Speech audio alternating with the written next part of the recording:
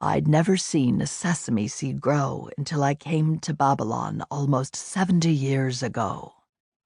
At harvest time, my husband, Daniel, looks to the tiny seed as cause for great celebration. How inconsequential is a minuscule seed! How incomprehensible its yield! How unbearable the process of growth! A seed is buried, it dies, then sprouts and grows.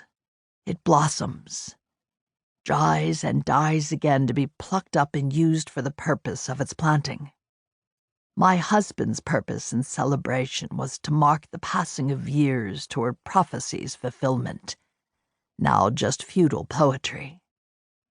But it caused me to remember things I'd rather forget.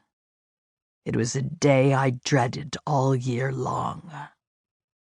I picked up my polished bronze mirror and tucked a stray tendril of gray curls beneath my new linen headscarf, noting in the reflection his fidgeting behind me.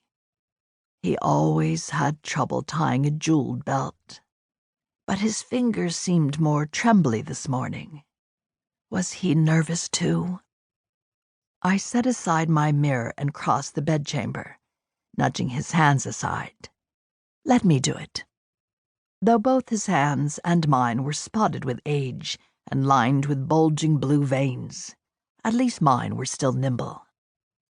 He cradled my head and placed a kiss on my forehead. Thank you, love. What would I do without you?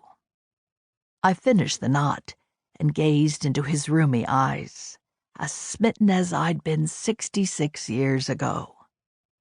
Let's hope you never find out. I laced my arm through his. Let's go downstairs. The children are waiting. He opened our chamber door, and lively family sounds floated up from the courtyard below.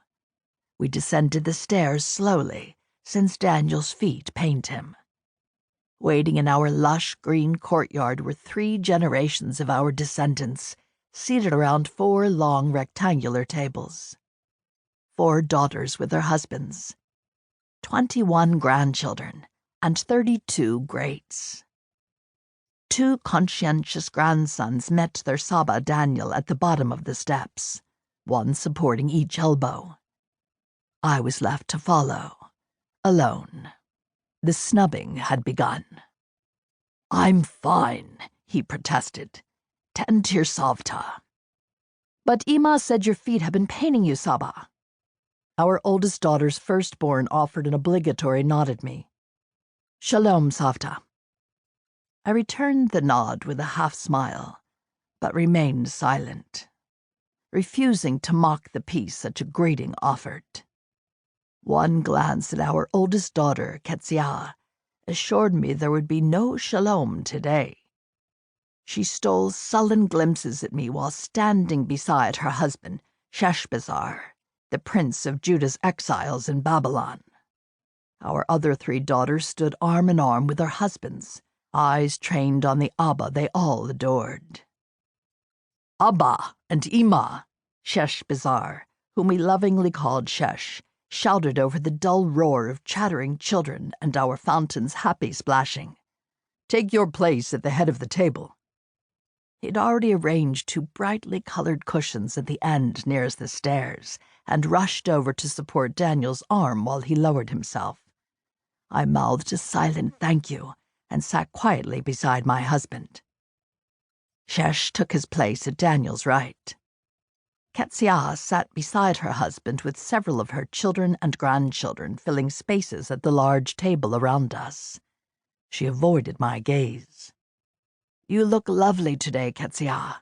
I spoke across Daniel. Is that a new robe, dear? Her eyes sparked. Are you implying I spend too much money at the market, Ima? No, dear, Nothing I said to Ketsia would be safe. You are beautiful, daughter. That's all.